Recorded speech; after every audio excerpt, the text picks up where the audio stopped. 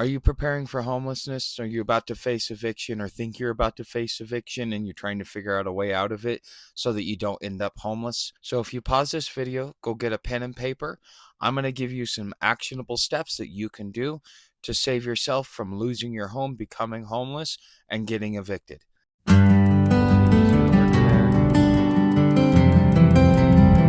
at this.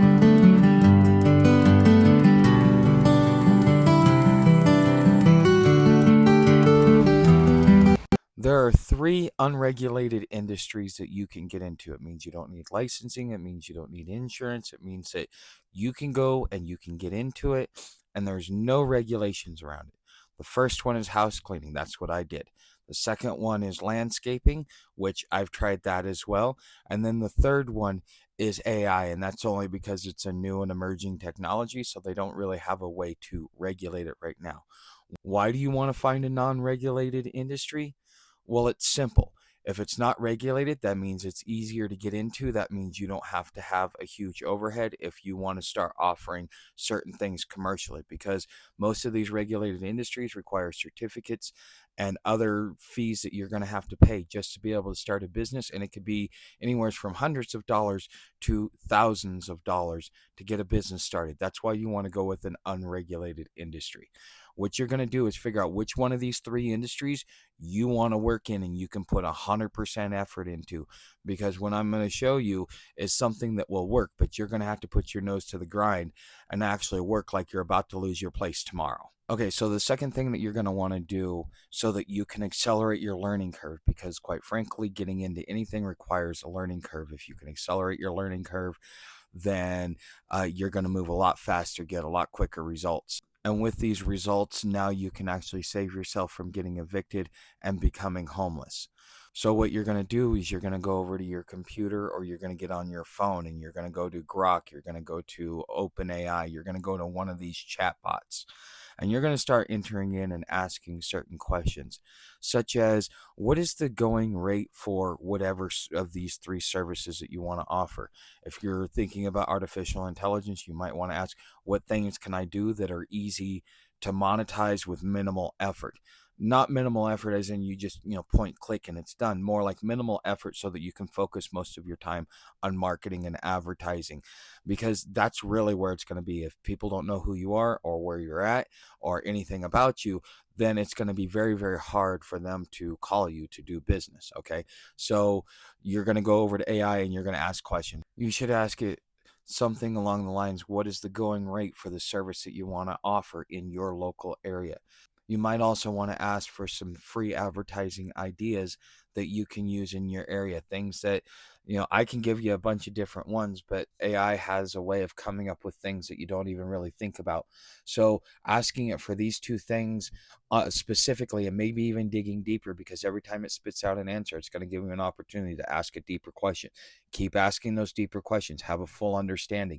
Take at least 2 to 4 hours to get a full-on in-depth understanding of about what you're going to be getting into, because it's going to help you moving forward. Anything that you need to remember, make sure you copy and paste it into a Google Doc so you have it to reference, because you probably won't remember it because of all the information you're cramming in your head, plus the stress of being about to lose your place.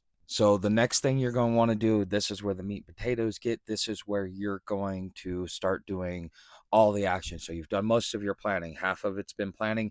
Now the rest of it is just implementing that plan, putting it into action, making the tweaks to it that you need to make. So let me give you my experience. When I started my cleaning business, I started with $20. I had $20 in my pocket. It was my last $20. I went to a place called Thumbtack. It's an app that you can use. It's pretty easy to get in. You can even pay for a background check. That'll be like just the verified check mark that you see on most of the social media. Going on to Thumbtack, I put that $20 in, and which allowed me to make 4 bids. Out of those 4 bids, I closed one deal. And so I went there. Not only did I close that one deal, but also this is something where you need to plan, because being cleaning, are you going to do regular chemicals or are you going to do eco-friendly?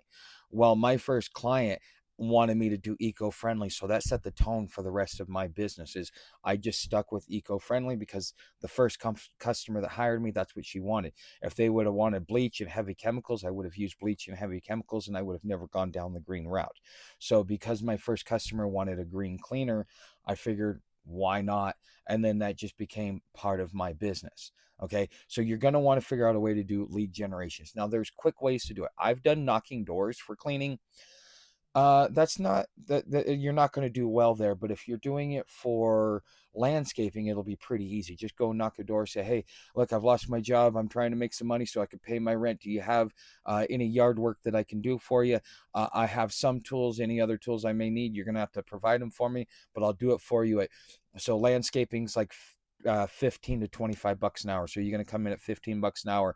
And if you're doing really good work, they're always going to tip you, they're always going to treat you well. But don't come in at like 10 bucks an hour, because if you come in too low, what will happen is that nobody will hire you. This is what I learned with one of the first landscaping gigs that I did. Is the guy told me I was too low, and he almost didn't even call me because I was too low, because people know what the going rate is. If your rate isn't within that field of range that they think that you should be in, then they don't trust you.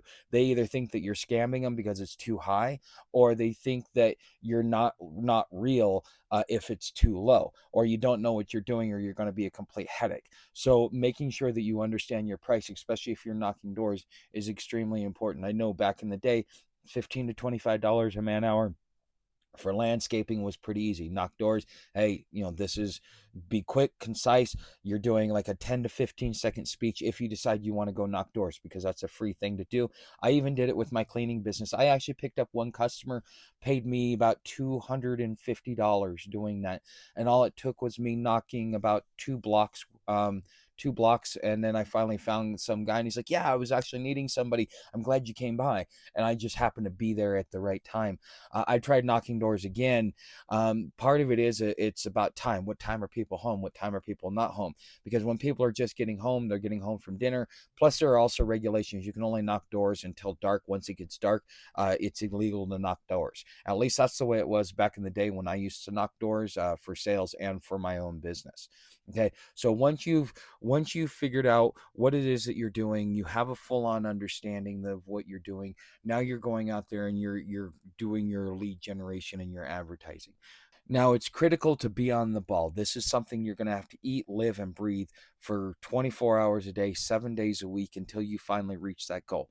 For me, it was pretty easy because I got that first client, made $180. That $180, I took $80, put it back into leads, got 7 or 8 more clients, made $1,500.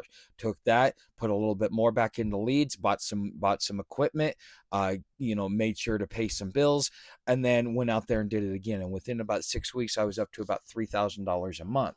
And you could do the same thing. And cleaning is not oversaturated. The most important thing in cleaning is that you need to make sure that uh, just you, most people are worried about your quality of service, whether or not you're going to steal from them, and whether or not you're going to do honest business. So do what you say you're going to do and honor it to the nth degree. Make sure you follow through on it. Make sure that you do what it is that you say that you're going to do. One of the biggest complaints I heard in the cleaning industry is that people kept having their stuff being stolen. Now I understood why it was happening. I understood who was doing it and why it was happening. And I can tell you just a little bit of insider information. It's generally the Hispanic females.